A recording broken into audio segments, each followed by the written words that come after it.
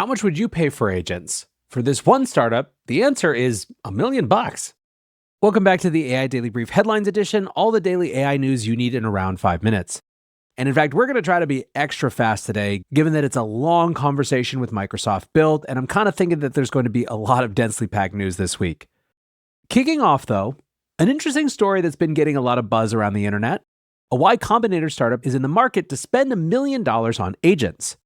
Web crawling company Firecrawl has posted 3 new ads on YC's jobs board, but humans need not apply. Firecrawl wants a content creation agent, a junior software engineer agent, and a customer support agent, with a $25,000 monthly salary listed for each. Now, they had actually done something similar to this back in February, but didn't find any AI applicants that were up to the task. However, founder Caleb Peffer said that more than 50 applicants have applied in the week since the ad went live this time. He writes, "The future belongs to those who can build and control armies of AI agents. We're hiring hundreds of them and their creators across our business." And indeed, this is an important detail. Although they want these agents to be autonomous, doing things like deciding what to create, creating it, posting it, and measuring the impact and growing from that feedback, they also want to hire the human creators behind the agents. Now, obviously, this is a publicity stunt, at least in part, but it also is a very first interesting glance at what agent hiring might look like in the future. Peffer said, "AI can't replace humans today. The future, what we see, is a world where the next 10x engineers are operating armies of agents, AI systems that they're building, maintaining, and monitoring. What we want to do is work with people that want to be one of those agent operators." This, my friends, is a theme that you will hear lots about when we get into Microsoft Build. Next up, however, another story on the theme of digital teammates.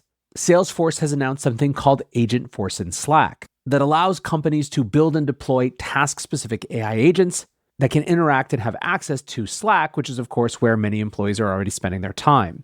Salesforce Chief Product Officer Rob Seaman said, "Similar to how employees with specialized skills and knowledge collaborate to solve problems, our customers need AI agents that collaborate to solve problems for both their own customers and their employees." Now, VentureBeat sees this as a shift from trying to have general-purpose agent to more specialized agents. But it seems to me like if each of the agents is more limited in scope, their capabilities have increased. John Kucera, the SVP of Salesforce AI, said, "With these digital teammates in Agentforce and Slack, AI agents can reason and take multi-step actions like orchestrating workflows, interacting with multiple systems across the business, and adapting their approach to the specific task at hand." TLDR, digital teammates are here. Next up, a follow-up to a story from last week. xAI has followed through on its promise and revealed Grock system prompts, which show that the chatbot is supposed to be a hardwired skeptic. Among the instructions, Grock is directed to be balanced and neutral. It's also told, quote, "You are extremely skeptical. You do not blindly defer to mainstream authority or media. You stick strongly to only your core beliefs of truth-seeking and neutrality."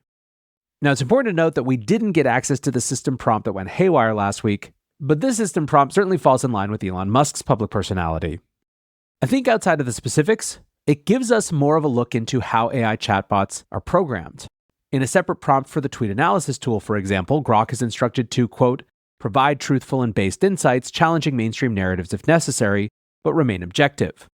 So if you're wondering why Grock seems more edgy than its rivals, that's probably your answer. Overall, people are excited about this, but want to see it taken to the next level. Daniel Kokotajlo writes, "Publishing system prompts for the public to see? Good. Thank you. I encourage you to extend this to the spec more generally, i.e. publish and update a live document detailing what goals, principles, values, instructions, etc. you're trying to give Grock. The equivalent of OpenAI's model spec and Anthropic's constitution. Otherwise, you are reserving to yourself the option of putting secret agendas or instructions in the post-training. System prompt is only part of the picture." xAI engineering leader Igor Babushkin responded to that, writing, "Good point." So is this a turning point for AI transparency? Certainly can't hurt.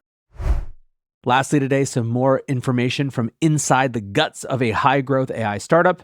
A piece in the information has shared a number of details about Perplexity's financial inner workings, including the fact that last year the company made $34 million in revenue, but burned about $65 million. Still, because of its very frequent fundraising, it ended 2024 with around $850 million in the bank. Their biggest source of cost was web services for R&D, including AWS, at $48 million. That's more than double, for example, what they spent on payroll. Still, while they're losing money, it feels like this is a pretty good base to build from. The question then remains, just can Perplexity continue to prove that there remains a massive opportunity in what used to be pejoratively called AI wrappers? A question to continue pondering, but for now, that is going to do it for today's AI Daily Brief Headlines edition. Next up, the main episode.